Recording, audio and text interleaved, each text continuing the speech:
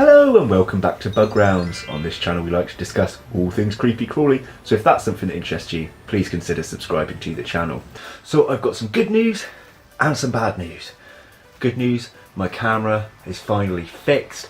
I will have it back within a week, so it'll be this video and the next video will be filmed on my phone, and then hopefully, providing all goes to plan, from then on it will be back on the camera. Now the bad news, this video was basically originally going to be me scaping the VINEGAROON enclosure, but unfortunately my footage went to pot.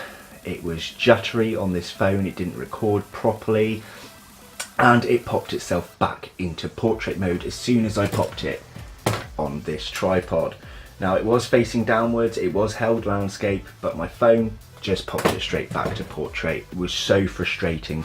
So I scrapped all of that footage and just kept a few little bits that were actually kept originally in landscape where I was holding it freehand.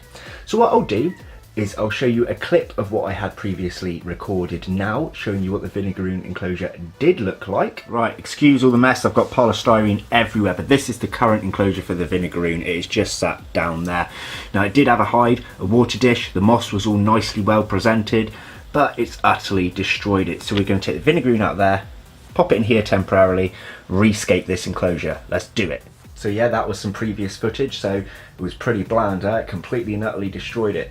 But now what I'm going to do is I'm going to show you what the VINEGAROON enclosure now looks like and explain to you what I did. Then we're just going to have a little montage of clips of the VINEGAROON itself. So check it out now. So here it is on my shelf. So what we did do, we added a layer of clay balls with some netting on the top as a drainage layer, because at the back here we have a live plant in the VINEGAROON enclosure now.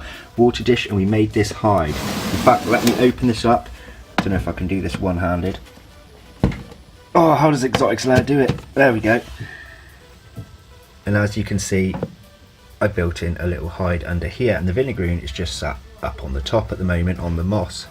So this was all, well, it was dried sphagnum moss. I've re-wet it down now, but it hasn't got the nice coloration of fresh sphagnum moss. Now before we get onto the montage of clips, I'd quite like to show you something cool I did. I messed around making a 3D background. It's supposed to be sort of like fantasy shrine sort of effect with a face within the wall with the blood coming from the eyes, kind of gothic scene. I thought it was really cool. You guys let me know in the comments below what you think of this background. Now it's actually going to be for this enclosure here. It's not quite as tall as this enclosure, but it'll have the substrate below it. And in here will be my P. Cambridgei. Not something that really suits that background as such, but it was just a practice run, just a trial run, nothing that I filmed, and it turned out okay, I think anyway. And I've been quite inspired with my background making from Kelly from Critters and Creations, so if you haven't seen her channel, make sure you check it out in the description, the link below. She did a really epic Egyptian-y style sandstone 3D background. It was really cool. It's going in a predatory beetle enclosure. I think it's a part of a three-parter.